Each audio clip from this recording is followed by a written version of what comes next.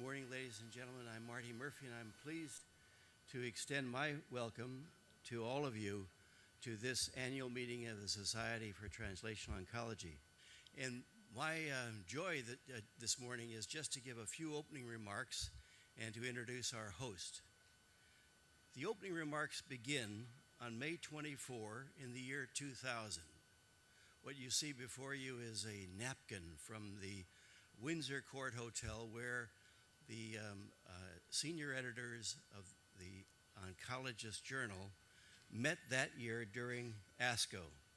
And it was during that meeting, the senior editors, led by our editor-in-chief, Bruce Chabner, began discussing real opportunities and perhaps real responsibilities that the journal, which was designed some 16 years ago when it was born, to actually provide a conduit of highly valuable, authoritative, but not authoritarian, information to the practitioner entrusted with cancer patient care.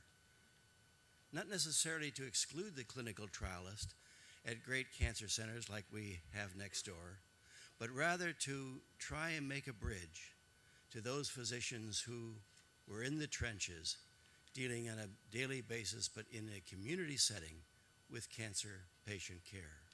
So it was that journal was started some 16 years ago, and in the year 2000, as we were reflecting during this annual retreat on how we are doing, keeping with our mission, the suggestion came from all 7 senior editors that something more ought be done.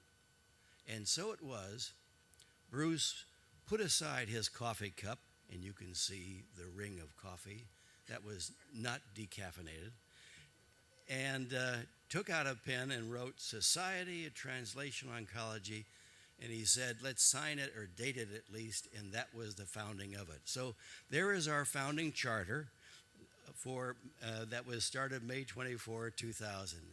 And since then, the Society has continued to develop. In fact, really its maturation is reflected by all of you coming from, many of you from afar, to participate in the translation of the best clinical trials and modes of actions of new and important agents into ultimately that translation into the setting where it is intended to really serve, that is the setting of the practitioner in the community, providing healthcare important service to those cancer patients. You'll see in the future of the Society not only meetings such as this, but also the robust website of the Society, but also there are going to be many podcasts. And this is an example of one that was conducted yesterday where Bruce and Jose Baselga, David Ryan, and Keith Flaherty all joined in an hour-long conversation about molecular actions, the origins of, and the future for individualized cancer therapies based on new molecular modes of action. And you're going to be seeing those kinds of podcasts being made available via the website. And this one was just, as I say, produced yesterday.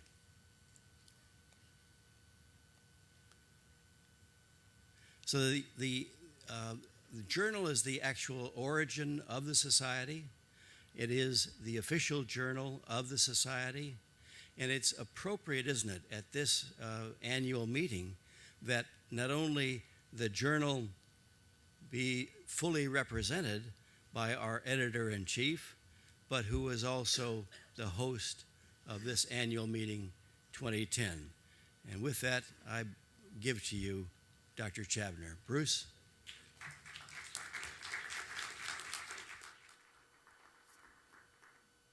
Thank you, folks.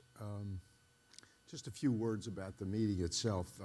It really was organized several years ago around the awarding of a prize in honor of Bob Pinedo at the hospital in Amsterdam. And a few of his very prominent patients and friends got together and decided that Bob's contribution was so unique that they would like to see an annual prize given.